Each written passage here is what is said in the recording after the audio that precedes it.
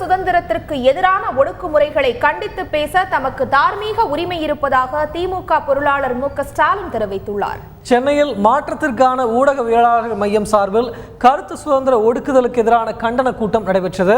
இந்த கூட்டத்தில் பேசிய மு.க. ஸ்டாலின், தமிழகத்தில் அண்மை காலமாக எழுத்தாளர்கள் மற்றும் ஊடகவியலாளர்கள் மீது தாக்குதல் அதிக அளவில் நடைபெற்று வருவதாக குற்றம் சாட்டியுள்ளார். நாட்டின் நெருக்கடி காலத்தில் தான் அரசியலுக்குள் நுழைந்ததாக ஸ்டாலின் கூறினார். கருத்து சுதந்திரத்திற்காகவே தாங்கள் ஆட்சியை இழந்ததாகவும், கருத்து சுதந்திரத்திற்கு ஆதரவாக பேச தமக்கு தார்மீக உரிமை உண்டு எனவும் ஸ்டாலின் குறிப்பிட்டார். மேலும் இதுபோன்ற கண்டன கூட்டங்கள் இதுவே கடைசியாக இருக்க வேண்டும் எனவும் கேட்டுக்கொண்டுள்ளார்.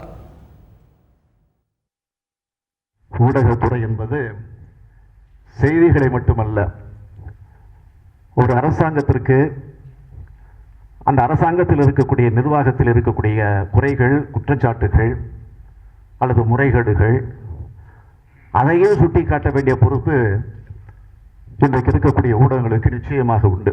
இந்த பத்திரிகையாளர்களாக இருக்கக்கூடிய உங்களுக்கு ஏற்பட்டிருக்கக்கூடிய அநீதிகளுக்கு, நியாயமாக உங்களுக்கு கிடைக்க வேண்டிய அந்த உரிமைகளுக்கு, அதற்காக நீங்கள் போராடக்கூடிய நிலையிலே இந்த கண்டன கூட்டத்தை இங்கு நடத்தி கொண்டிருக்கிறீர்கள்.